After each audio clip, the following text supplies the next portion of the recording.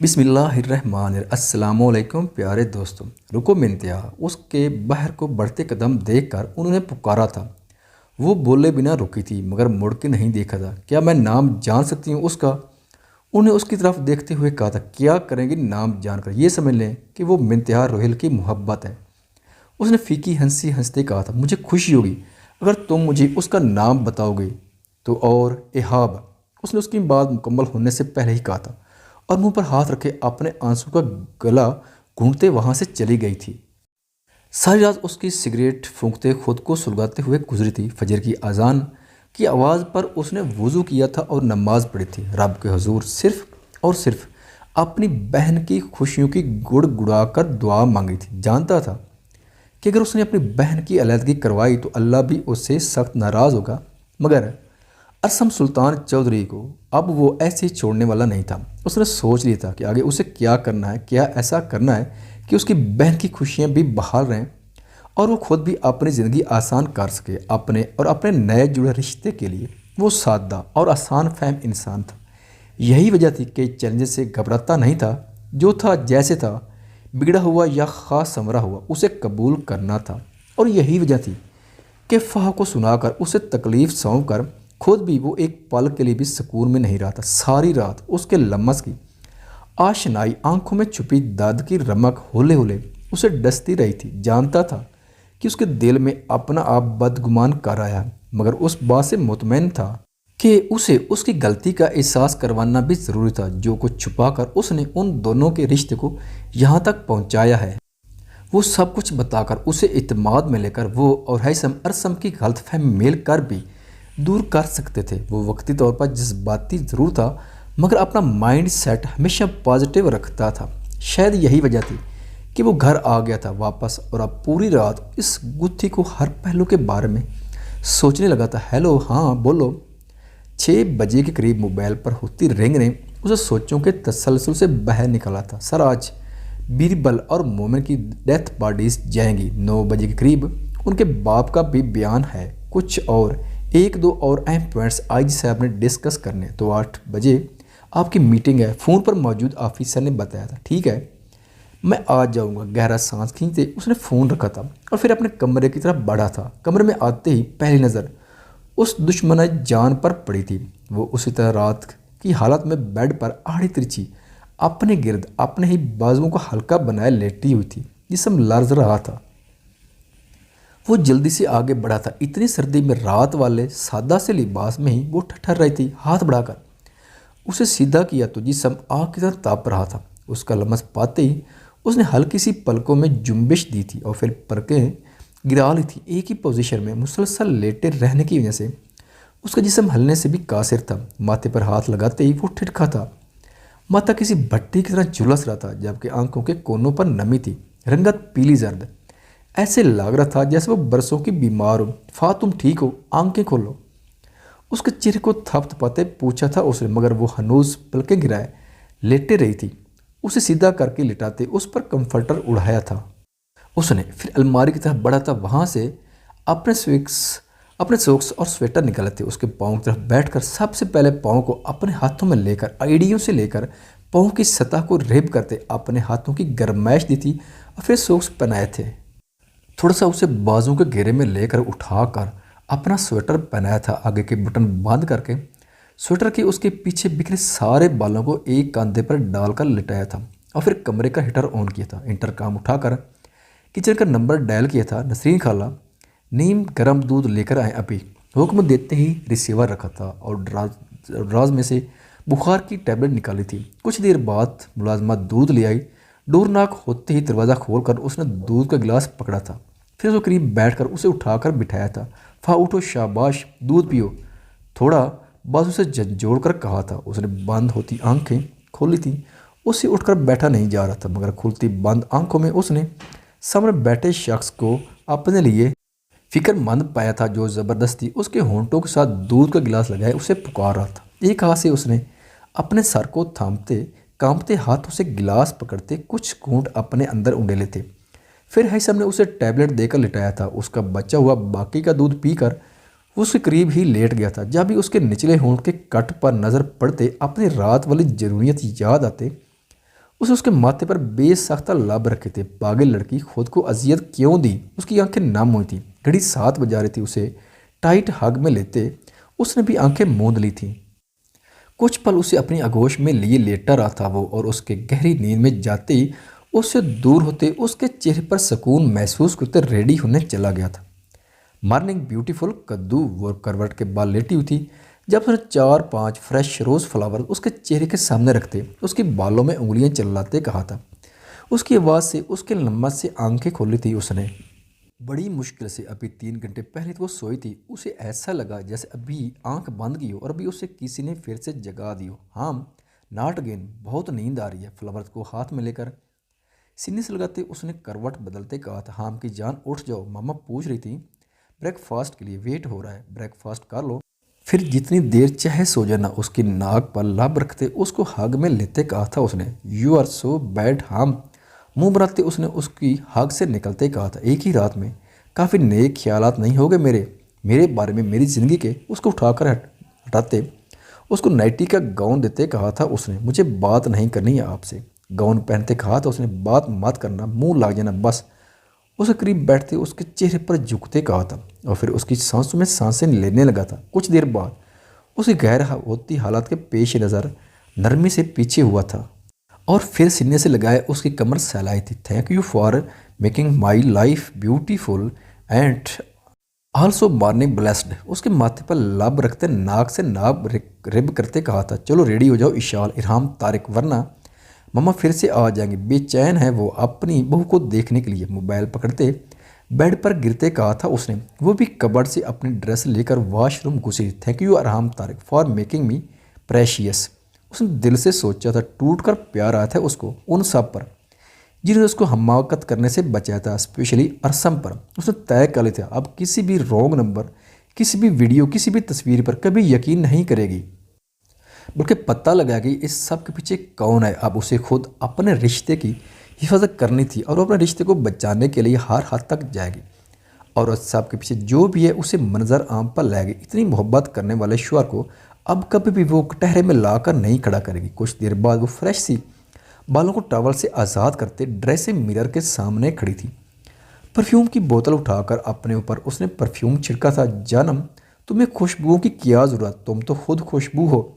आराम ने उसको पीछे से हाग में लेते हुए कहा था। Wow it's beautiful. हाँ, गले में उसको नाजुक सा डायमंड पेंडेंट पहनाते उसने अपने पेंडेंट पर हाथ रखते कहा था, ये तुम्हारा वेडिंग गिफ्ट रात को देना था, बट तुम्हें दिखने के बाद कुछ होश ही नहीं रहा। उसने उसके कान के पीछे नम बाल अड़सते कान की लो पर लब रखते कहा था। Thank you.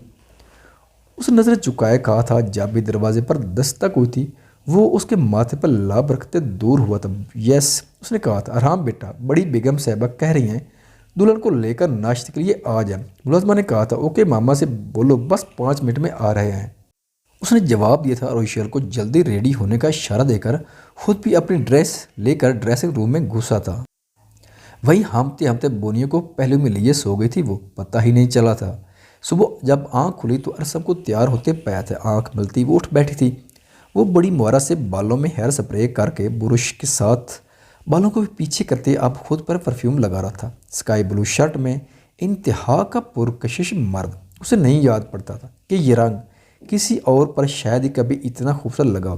उसके लबों पर मुस्कुराहट उसकी सतैश पर आई थी। जाने अनजाने में ही शायद वो उसके दिल की सल्तनत में जगह बनाने लगा था। कमर का दर्द कैसा है अब, कोट पहनते पूछा था उसने। बेहतर, वो रात की उसकी नज़दीकी याद करती गड़बड़ाई बोली थी। रेडी हो जाओ नाश्ते के लिए, ब्लूटूथ कान में लगाते हुक्म दिया था और जानने के लिए मुड़ा था। सैम, उसने जल्दी से बेड से उतरते उसका हाथ पकड़ा था। वो उसके हाथ के लम्बस से रुका था और उसकी तरफ पलटा था। आपका जख्म ठीक है? उसने दूसरी तरफ हाथ की लड़ती उंगलियां उसके माथे पर रखते पूछा था, जो अभी तक वैसे का वैसा ही सूजा हुआ था। उसकी उंगलियों के लम्बा सी उसके मुंह से हल्की सी सिसकी निकली थी, मगर वो बर्दाश्त कर गया था। एड़ियों के बाल खड़े होते न जाने दिल में किया आया था कि उसके माथे के सूजे हुए हिस्से पर लब रखकर 200 की स्पीड से वॉशरूम में घुसी और बंद हुई थी और अपने धक धक धड़कते दिल पर हाथ रखते अपनी तेज चलती सांसों पर काबू पाने की अदना सी कोशिश की थी। अरसम तो उसके इस अमल से मुंह खोले वहीं खड़ा हो गया था। फिर चंद सेकंड बाद सर झटका था। थोड़ी सी किसी को अटेंशन दे दो तो सर पर चढ़कर नाचना शुरू कर देता है। सब मेरी गलती है, मैंने ही रात को ज़्यादा सर पर चढ़ा लिए थे उसे। कोई बात नहीं ज़ुवैशा वलीद खान, मुझे दुश्मन को खुश फहमी और रख कर गिराना अच्छे से आता है। द गेम बिगेन पुरसुर कहकर लगाते वो कोट को ठीक करते मोबाइल पर उंगली चलाता बाहर निकला था। ज़ुवैशा नहीं आई। उसको अकेले को डाइनिंग टेबल पर बैठते देख मिसेज रंधावा ने पूछा, अब वो कोई मेरे लिए गोल्ड मेडल या तमगा जुरा तो है नहीं जिसे मैं हर वक्त गले में लटका कर साथ साथ लेकर घूमता फिरूं। आना होगा, आ जाएगी, सर पर चढ़ाने की ज़रूरत नहीं। उसने स्लाइस लेते हुए कहा था, उस घर की बेटी है अब वो, और उसके मामले में कोई कोताही बर्दाश्त नहीं करूँगी मैं। अरसम, दूसरी बात, तमगा जुरात या गोल्ड मेडल होने की उससे बड़ी दलील क्या हो सकती है कि वो इस वक्त तुम्हारे कमरे में है, इसलिए सोच समझ कर बोला करो। उन्हें भी बगैर कोई हिसाब किताब रखे उसे अच्छी सुना रही थी। फूफो, आपकी बहू और उस घर की बेटी बहुत जल्द आपके सामने खड़ी करूँगा, एटलीस्ट वो ये नहीं होगी। उसका बस कुछ देर का बसेरा है मेरा और मेरी ज़िंदगी में बदला ख़त्म, रिश्ता ख़त्म। वैसे भी मैं चाहता हूँ कि अपनी ज़िंदगी को जीनम के साथ नए सिरे से शुरू करूँ। आफ्टर ऑल बेस्ट फ्रेंड है हमारी, सालों से एक दूसरे को जानते हैं हम। उसका स्टाइल, कॉन्फिडेंस, सब कुछ मेरे लेवल का है। इस डब्बू सी लड़की का और मेरा कोई मेल जोल नहीं, उसने ऑमलेट मुंह में डालते हुए कहा था। उसकी बात सुनकर जहाँ मिसेज रंधावा के माथे पर अनगिनत बल आए थे वहाँ डाइनिंग टेबल तक आती ज़ुवैशा का दिल चिकना चूर हो गया था। उसकी बात सुनकर आंखें डुबा गई थी और कदम लड़खड़ा गए थे। तुम जानते भी हो इस सब का अंजाम किसी का नहीं तो अपनी बहन का ही ख्याल कर लो। उन्होंने तो माथा पकड़ लिया था अपना उसकी बात सुनकर। आपको तो खुश होना चाहिए फूफो, उसकी आंखों से उस मोहब्बत की पट्टी उतरेगी जो असल में सिर्फ वक्ती अट्रैक्शन है। कंधे उचकाते नरम लहजे में नाश्ते से इंसाफ करते कहा था उसने। अरे ज़ुवैशा, यहाँ क्यों खड़ी हो, आओ। पीछे से आते इहाब ने ज़ुवैशा का धुआं चेहरा देखते और अरसम की बातें सुनते कहा था। जी। उसने जल्दी से दूसरा मुंह करके अपने आंसू साफ किए थे और चेयर पर जाकर बैठी। ठीक हो ज़ुवैशा, क्या लोगी? मिसेज रंधावा ने उसके माथे को चूमते उसकी प्लेट में आमलेट रखते कहा था। जवाब में वो बस मुस्कुरा रही थी। डोना कैसा है अब? इहाब को चेयर पर बैठते देख पूछा था अरसम ने। बेहतर है, मगर अभी कुछ दिन लगेंगे डिस्चार्ज होने में। आज उसका एक बार फिर से सिटी स्कैन है, मैं बस उधर के लिए ही निकल रहा हूँ। नाश्ते के बाद इहाब ने चाय कप में डालते कहा था, मम मुझे एक ज़रूरी काम है, मैं उधर से होकर चक्कर लगाऊंगा। असम ने चाय का सेप लेते हुए कहा था, मामा वलीमे की क्या टाइमिंग है? इहाब ने मिसेज रंधावा से पूछा था। ये वलीमे वाला ड्रामा करने की ज़रूरत नहीं है, फ़िलहाल उसे पोस्टपोन कर दें। वैसे भी ज़्यादा देर ये शादी चलने वाली नहीं है, अरसम ने कहा था। नहीं इहाब, मेरी और मिसेज दुर्राब की मुतफिका राय है कि फ़िलहाल नहीं, इसलिए कुछ पर्सनल रीज़न की वजह से हम मना कर चुके हैं। अलबत्ता मिसेज तारिक से भी बात हो चुकी है, उनका भी यही कहना है कि सबकी खुशी के साथ ही वो भी इस खुशी को सेलिब्रेट करेंगे। उन्होंने कुछ सोचते हुए कहा था, चलें ठीक है, जैसे आप सबको मुनासिब लगे। वैसे अरसम, ये तुम्हारे माथे पर किया हुआ है, कहीं ज़ुवैशा से काट तो नहीं लगी? इहाब ने चुपचाप बैठी जोशी को देखते माहौल का तासुर लाइट करने की कोशिश करते हुए कहा था। जहाँ भी मिसेज रंधावा की भी नज़र पड़ी थी अरसम के माथे पर। दिखाओ, ये तो कितना सूजा हुआ है, कुछ लगाया क्या इस पर? अरसम, क्या हुआ है जोशा, वो बताओ। वो एकदम से परेशान होती दोनों की तरफ देखने पूछने लगी थी। मैंने मारा है, मैंने परफ्यूम की बोतल मारी है। एक्शन का रिएक्शन फुफो। वो उनके चेहरे पर परेशानी देखते बोल उठी थी। ऐसा कुछ नहीं है, वो बस खुद से अचानक से मैं मुड़ा तो टैब लगा वॉशरूम का। ज़ुवैशा के मुंह से सुनते ही माथे पर अनगिनत बल सजाते उसको आंखों में बोलने से मना रहने का इशारा किया था उसने। आप झूठ क्यों बोल रहे हैं? ये तो परफ्यूम की बोतल लगी है, आप खुद तो कह रहे थे। कौन सा रूम में जिन्नात हैं जो खुद से लगी बोतल? उसने डरते डरते कहा था। और ज़ुवैशा तो झूठ बोलती ही नहीं। आई एम राइट, हम प्राउड ऑफ यू भाई की जान। इहाब दिल खोल कर हंसा था। मिसेज रंधावा के चेहरे पर भी मुस्कुराहट थी। अपनी बत्ती सी अपने मुँह ही में रख लो, वरना सारी जिंदगी हंसने के लिए तरसोगे। इट्स जस्ट अ इंसिडेंट, दांत पिसते कहा था उसने। और तुम नाश्ता हो गया तो रूम में जाओ, खबरदार जो मुझे तुम अब कमरे से बाहर देखी। कुर्राते हुए ज़ुवैशा से कहा था उसने। गाड़ी की कीज़ और मोबाइल उठाता बाहर की तरफ चले गया था।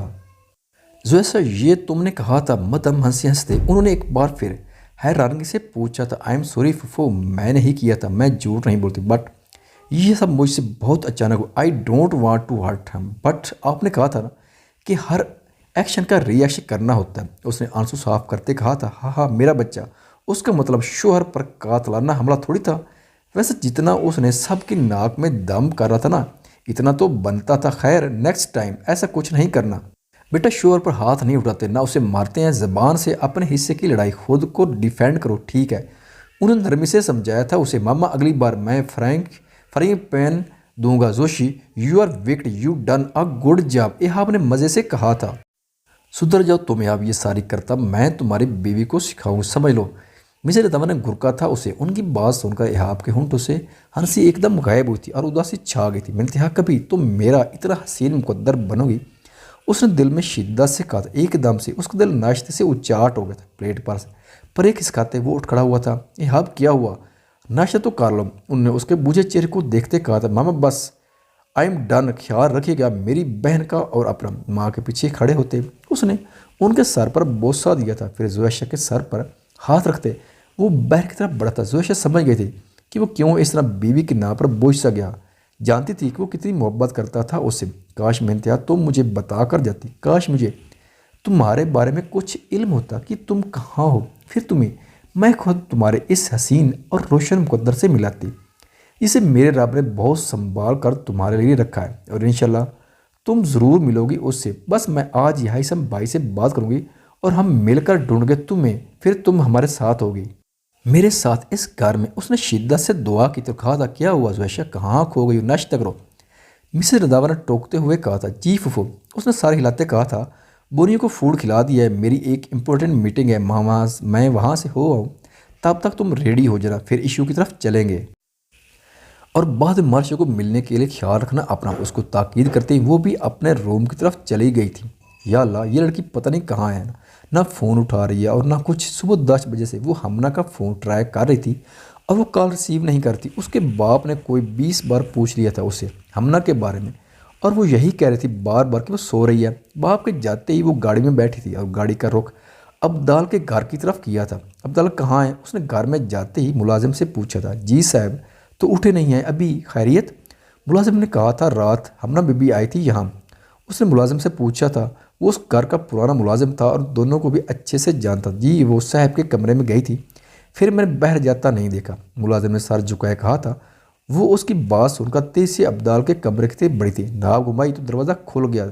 लाकड़ नहीं था, मगर सामने बेड पर जो मंजर उसने देखा था, शर्म से नज़रें झुक गई थी उसकी। आंखों में बेयकीनी भरे वो दरवाज़ा बंद करते बाहर आए थे। ना तो उसे अपनी आंखों पर यकीन आ रहा था, ना उस मंजर पर जो वो सामने देख चुकी थी। बाहर आकर वो ड्राइंग रूम में बैठ गई थी और मुलाजिम को आवाज़ दी थी। कब तक उठेंगे तुम्हारे साहब? अपने लहजे में मजबूती लाते पूछा था। उस वक्त तक उठ जाते हैं, फिर आज ये पता नहीं क्यों नहीं जागे। मुलाजिम ने कहा था जाओ और दरवाज़ा खटखटाओ अपने साहब का, और तब तक खटखटाते रहो जब तक वो आवाज़ ना दे दे अंदर से, और दरवाज़ा खुलने की जुर्रत ना करना, हुक्मिया लहजे में कहा था उसने।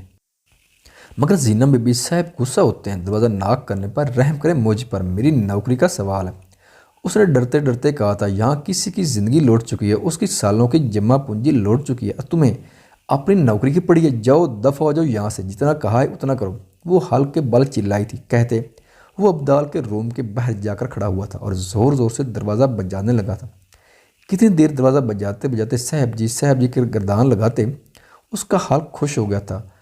दौड़ते दरवाजे की आवाज़ पर उसने मुश्किल से आंखें खोली थी। सर बुरी तरह चकरा रहा था। कौन है यू बस्टर्ड, जाओ यहाँ से, दिमाग फाड़ दिया, हमना ने लेटे लेटे चकराते सर के साथ आवाज़ लगाई थी। बाहर खड़े मुलाजिम का हाथ रोक गया था। जब भी अब्दाल भी कस मसाया था, ज़रा सी आंखें नीम वाह की थी कि सब कुछ चकराता महसूस हुआ था। शफकत लीमू पानी लाओ। बंद आंखों से मुलाजिम को आवाज़ दी थी। उसकी आवाज़ पर हमना ने नाश समसी से करवट बदली थी और फिर अब्दाल को देखकर उसकी आंखें फटी की फटी रह गई थी। जब अपनी हालत देखी तो शर्म से सर झुक गया था। जल्दी सी अपने गिर्द चादर लपेटी थी। लम्हे के 1000वें हिस्से में बहुत कुछ गलत होने की घंटियाँ बजती महसूस हुई थी उसे। तुम यहाँ क्या कर रही हो? अब्दाल ने उसकी हालत देखते ना समझी से कहा था और चकराता सर थमता उठ खड़ा हुआ था। खुश रहें, सलामत रहें, लाइक करें, कमेंट करें और शेयर भी। ख़वातीन हज़रात, वीडियो देखने का शुक्रिया। अगर वीडियो पसंद आए तो चैनल को सब्सक्राइब करें और साथ ही बेल के आइकन को लाजमी प्रेस करें ताकि आपको आने वाली वीडियोज़ के अपडेट सबसे पहले मिल सकें। खुदा हाफिज़।